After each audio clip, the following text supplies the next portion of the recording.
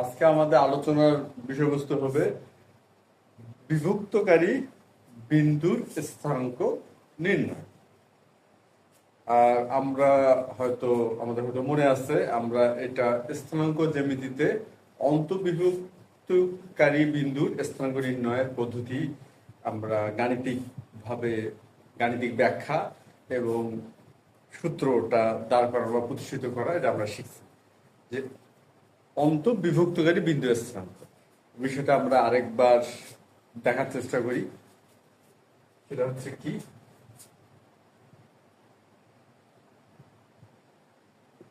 একটি সরলরেখা সি হচ্ছে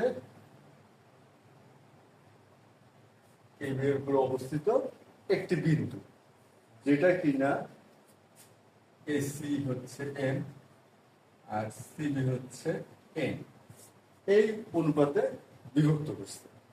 এটা হচ্ছে সি হচ্ছে এখানে অন্তর্বিভক্তকারী বিন্দু, এটাকে আমরা বলবো অন্তর্বিভক্তকারী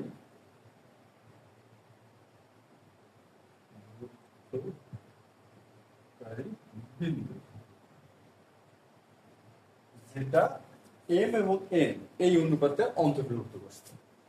এখন সি বিন্দুর স্থানাঙ্ক, এটা আমরা স্থানাঙ্ক জ্যামিতি যে আমরা ধারাবাহিকভাবে আমরা আলোচনা করছি, ওইখানে এই বিন্দুটার স্থানাঙ্ক নির্ণয়ের সূত্রটা আমরা সদিশ ত্রিভুজের ধারণা দিয়ে প্রতিষ্ঠিত করছিলাম। তো সেই ধারণাটা আমাদের কি ছিল, যদি এ স্থানাঙ্ক এবং বি স্থানাঙ্ক দেওয়া থাকে এবং এসি অনুপাত সিবি এম অনুপাত এন হয়, সেক্ষেত্রে সি বিন্দুর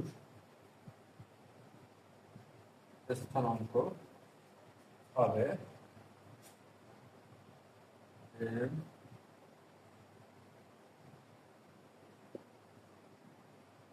প্লাস এন এবং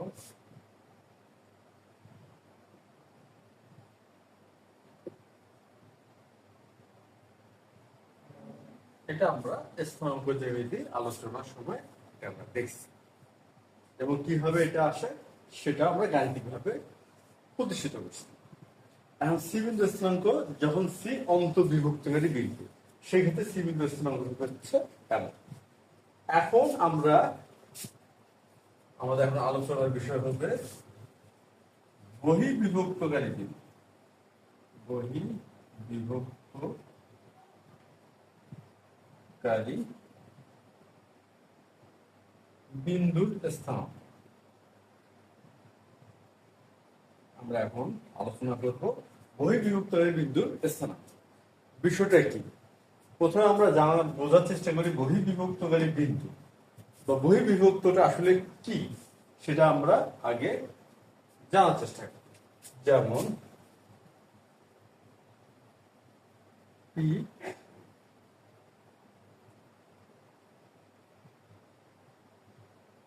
পি কিউ একটি রেখাংশ, আর একটি বিন্দু, পি কিউ একটি রেখাংশ আর একটি বিন্দু, আমরা এটা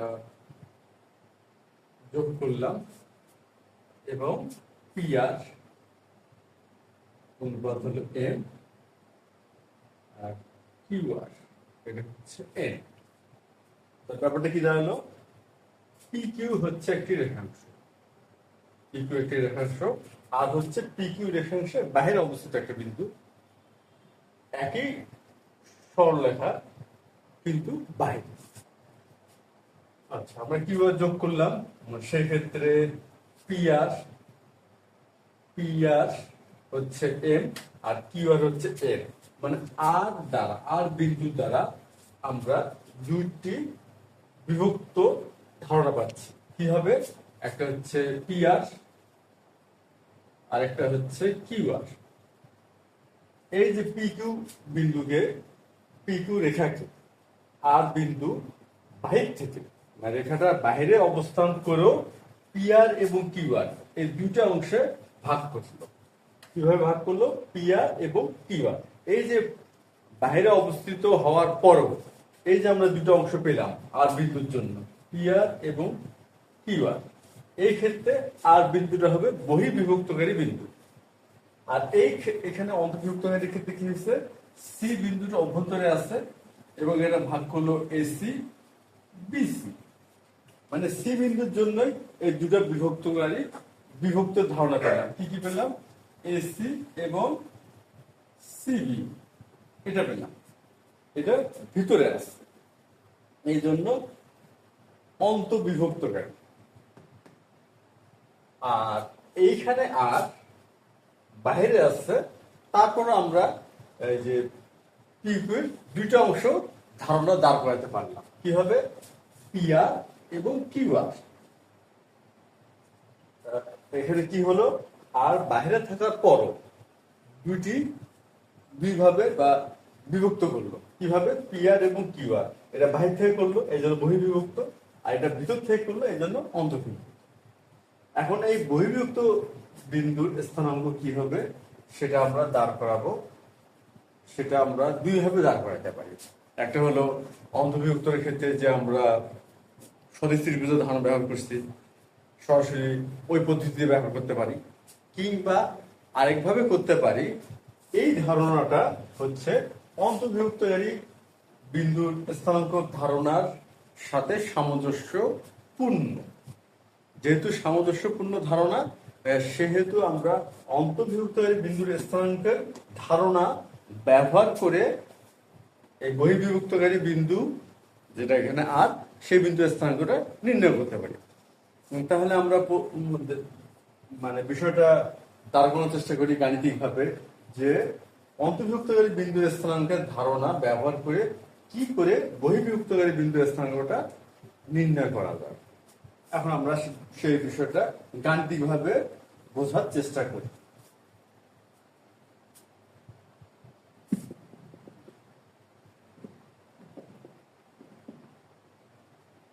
এটা তো আমাদের সি বিন্দুর স্থানাঙ্ক। এখানে আমরা লিখি অন্ত বিভক্তকারী বিন্দুর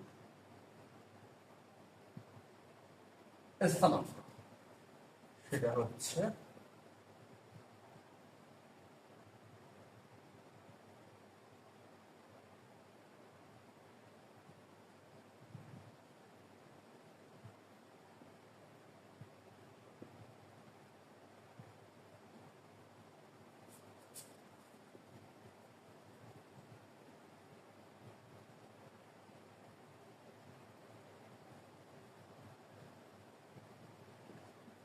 আমরা লিখলাম।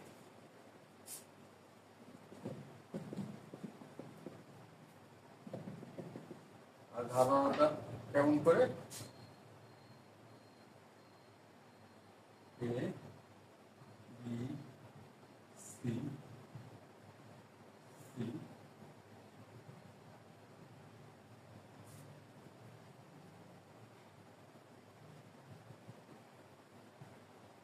এম। এখন আমরা এই ধারণাটা ব্যবহার করব। কিভাবে ব্যবহার করব,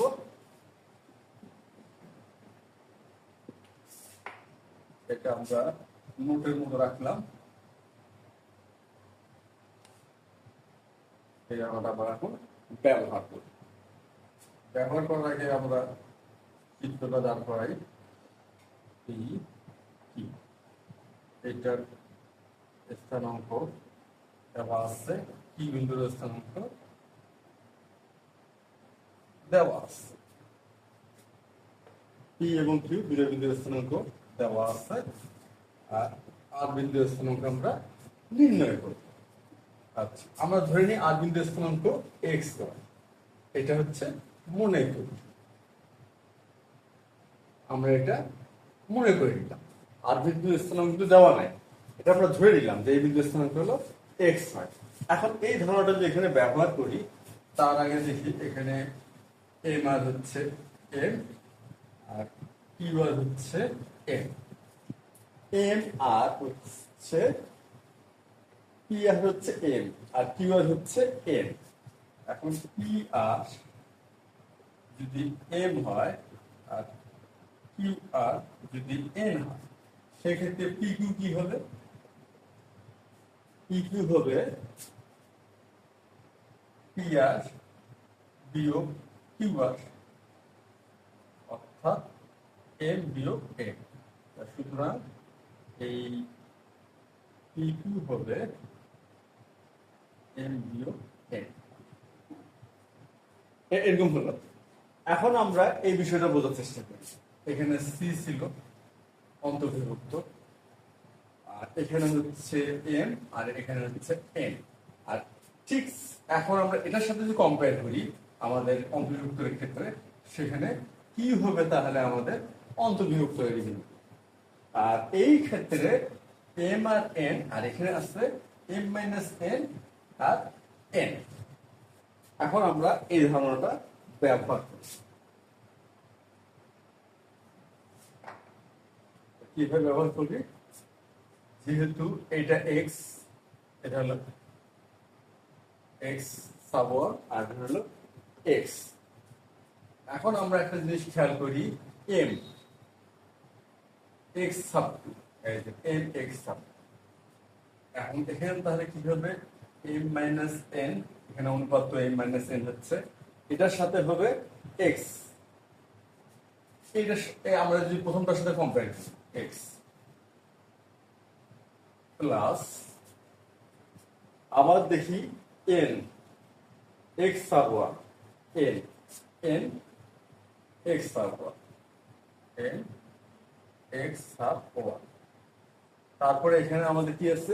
এম প্লাস এন, আর এখানে হবে M minus N plus N, M minus N plus N. এটা হচ্ছে কার কি বিন্দুর স্থানাঙ্ক? কারণ আমরা অন্তর্ভুক্ত ক্ষেত্রে যে ধারণা সেটা ব্যবহার করতেছে, যেটা কিনা হচ্ছে এক্স সাব টু। এটা হলো। এখন আমরা যদি পরবর্তী ধারণাটা দাঁড় করাই ওয়াই স্থানাঙ্কের ক্ষেত্রে, সেটা তাহলে কি হবে? ঠিক একই, এম মাইনাস এন। আচ্ছা, এখানে দেখি আমরা এম ওয়াই সাব টু, এই যে আমরা দেখি এম ওয়াই সাব টু আর এম ওয়াই সাব ওয়ান। এখানে একটা মজার বিষয় আছে, খুব সুন্দর একটা প্যাটার্ন আছে। যখন আমরা এ পাশের অনুপাতটা নিব, তখন বিপরীত পাশের বিন্দু স্থানাঙ্ক সাথে গুণ করব, আর যখন আমরা এই পাশে অনুপাতটা নিব, তখন তার বিপরীত পাশের বিন্দুর স্থানাঙ্কটা গুণ করব। খেয়াল, আমরা যে খেয়াল করি বিষয়টা কিন্তু এমনই হচ্ছে, প্যাটার্নটা এমন। সেই ক্ষেত্রে এইখানে কি হবে? Y sub two plus N Y sub one, আর এইখানে কি হয়? অনুপাত দুটোর সমষ্টি হয়, তাই অনুপাত দুটোর সমষ্টি এটা হবে। আর এটা যেহেতু অন্তর্ভুক্তের বিন্দু, এখানে অন্তর্ভুক্ত বিন্দু হচ্ছে কিউ, যার ওয়াই স্থানাঙ্ক হচ্ছে ওয়াই সাব টু, সেই ক্ষেত্রে এটা হবে ওয়াই সাব টু। এখন আমরা পাশাপাশি দুটো ক্যালকুলেশন বা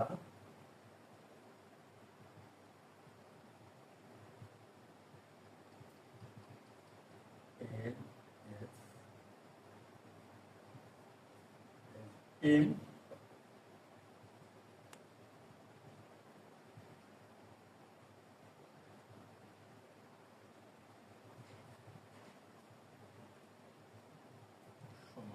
আমরা যদি আর গ্রহণ করি, এটাকে আমরা একবারে সেন্টেন্স করলাম, অর্থাৎ x সমান সমান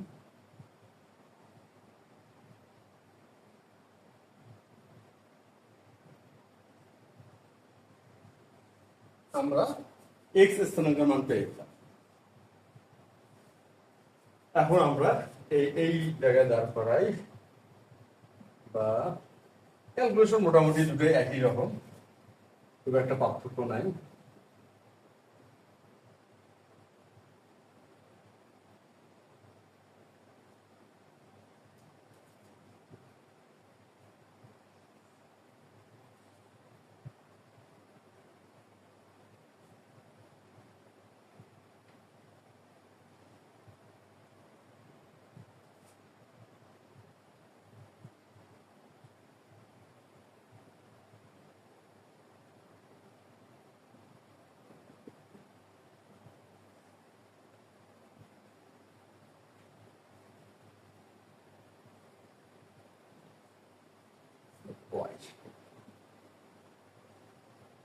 আমরা এক্স স্থানাঙ্ক ওয়াই স্থানাঙ্ক দুটার মানে কিন্তু পেয়ে গেলাম।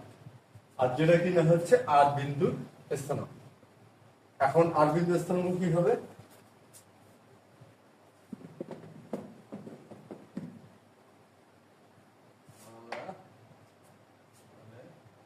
আর বিন্দুর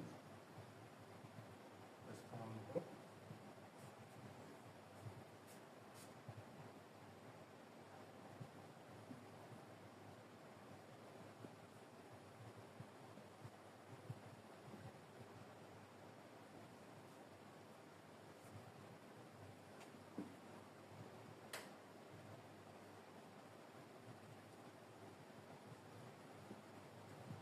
এই হচ্ছে আমাদের আর বিন্দুর স্থানাঙ্ক। এটা হচ্ছে বহির্বিভক্তকারী বিন্দু স্থানাঙ্ক। এখন এখানকার মজার বিষয়টা হচ্ছে আমরা যে অন্তর্ভুক্তকারী বিন্দু স্থানাঙ্ক নির্ণয় করছি আর বহির্বিভক্তকারী বিন্দু স্থানাঙ্ক যে এখন নির্ণয় আমরা করলাম, এই দুটার ভিতরে আমরা যদি একটা বিষয় খেয়াল করি যে অন্তর্ভুক্তকারী বিন্দু স্থানাঙ্কের ক্ষেত্রে যেখানে এই যে চিহ্নটা, এই চিহ্নটা প্লাস ছিল, আর বহির্বিভক্তকারী বিন্দু স্থানাঙ্ক নির্ণয়ের ক্ষেত্রে জাস্ট ওই প্লাসের জায়গায় মাইনাস।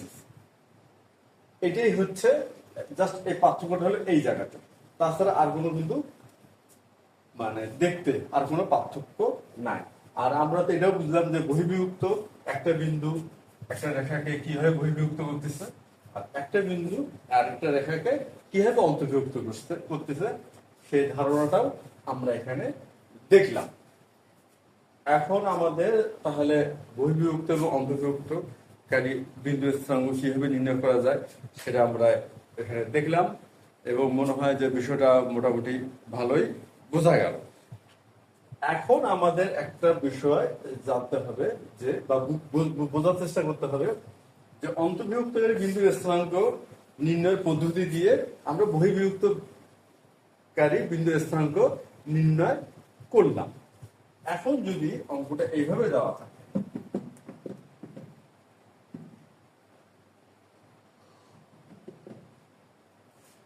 কিভাবে দেওয়া থাকতে পারে, এবি একটি রেখা, সি একটি বিন্দু, এটা দেওয়া আছে 4, এটা দেওয়া আছে হচ্ছে 2। যদি এভাবে দেওয়া থাকে যে এ আর বি দুটি রেখা, এটা ধরে দিচ্ছি 10, 6, 15, 12, এ এবং বি বিন্দু স্থানাঙ্ক দেওয়া আছে, এবং এসি হচ্ছে 4, বিসি হচ্ছে 2। যদি হয় সেই ক্ষেত্রে সি বিন্দুর স্থানাঙ্ক 1। তাই সি এখানে বহির্বিভক্তকারী বিন্দু, সি এখানে কি বহির্বিভক্তকারী বিন্দু। সেক্ষেত্রে এখানে কি হচ্ছে যে এসি অনুপাত বিসি সমান 4:2, এটা আমাদের দেওয়া আছে। এখন কথা হচ্ছে আমরা এই সি বিন্দু স্থানাঙ্ক দুইভাবে নির্ণয় করতে পারবো। কিভাবে? দুইভাবে। এক, এই যে বহির্বিভক্তকারী বিন্দু স্থানাঙ্ক, যেমন আর বিন্দু স্থানাঙ্ক, আর হচ্ছে বহির্বিভক্তকারী বিন্দু, বহির্বিভক্তকারী বিন্দু আর এই ধারণাটা ব্যবহার করে, যেটা এখনই আমরা শিখলাম, কিংবা এমনও হতে পারে যে আমরা এই ধারণাটা ব্যবহারই করলাম না, আমরা অন্তর্ভুক্তকারী বিন্দুর স্থানাঙ্কের ধারণা ব্যবহার করেই সি বিন্দুর স্থানাঙ্কটা নির্ণয় করলাম। সেটা কিভাবে? সি বিন্দু স্থানাঙ্ক নির্ণয় করতে চাই অন্তর্ভুক্তকারী বিন্দু স্থানাঙ্কের ধারণা ব্যবহার করে, সেক্ষেত্রে এ বি বিসি তো জানাই আছে, এ বির মানটা বের করার চেষ্টা করতে হবে। এখন এ বির মানটা কি করে বের করা যায় দেখি। এসি বাই বিসি সমান সমান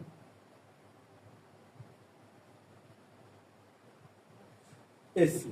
এখন আমরা যদি এসি থেকে বিসি বিয়োগ করি এবি পাবো, অর্থাৎ আমরা যদি বিয়োজন করি এসি বিসি, আমরা এখানে কি করলাম, বিয়োজন করলাম, বিয়োজন। এখন আমাদের কি হবে, এসি থেকে বিসি দিলে এবি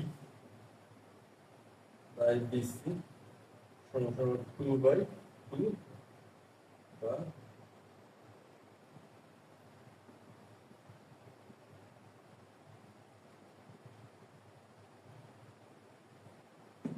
এই ক্ষেত্রে এবি সমান বিসি হলো, অর্থাৎ বি হচ্ছে মধ্যবিন্দু। কিংবা আমরা এই 1:1 এটা বের করতে পারি, অর্থাৎ m/n সমান সমান হচ্ছে 1:1, এই ধারণাটা ব্যবহার করতে পারি। এখন আমরা এই যে অন্তর্বিভক্ত বিন্দু, এই বি বিন্দুকে ধরেই আমরা এই সি বিন্দুর স্থানাঙ্কটা নির্ণয় করতে পারবো। যেমন কি হবে,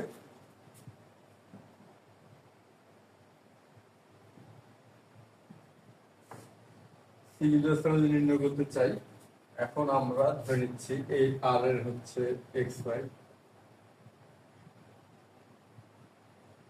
মনে করি। এখন আমাদের কি হবে, আর এবি এটা হচ্ছে 1, আর বিসি এটাও এখন হয়ে গেছে 1। এখন আমরা যদি এই যে মধ্যবিন্দু এটা, এখানে 10 এক্স স্থানাঙ্ক, আর এখানে এক্স স্থানাঙ্ক হলো এক্স, তাহলে 10 গুণন 1 যোগ এক্স গুণন 1 ভাগ 1 প্লাস 1 সমান সমান বি হচ্ছে আমাদের সেই অন্তর্ভুক্তকারী সমান সমান 15। এটা একটা ধারণা আসলো। আর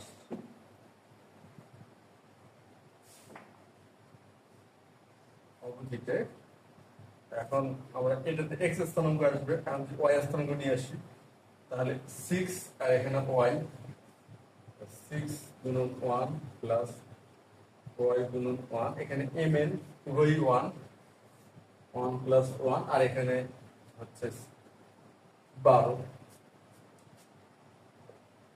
10 প্লাস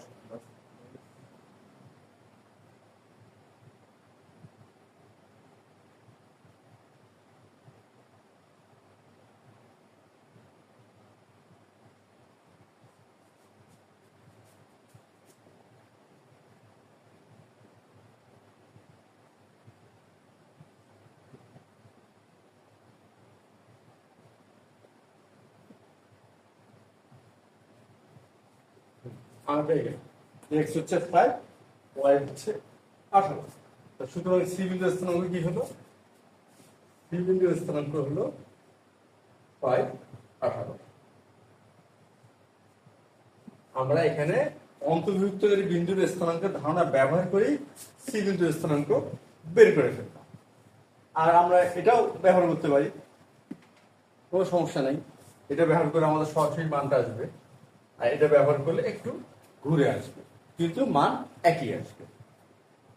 এখন তো তাহলে বোঝাই গেল যে অন্তর্ভুক্তকারী বিন্দুর স্থানাঙ্ক আর বহির্ভুক্তকারী বিন্দুর স্থানাঙ্কের ধারণাটা আসলে কি, এবং কিভাবে অন্তর্ভুক্তকারী বিন্দুর স্থানাঙ্কের ধারণা ব্যবহার করে করে বহির্ভুক্তকারী বিন্দুর স্থানাঙ্ক নির্ণয় করা যায়, সেটা আমরা গাণিতিকভাবে দেখলাম এবং বিষয়টা বোঝার চেষ্টা করলাম।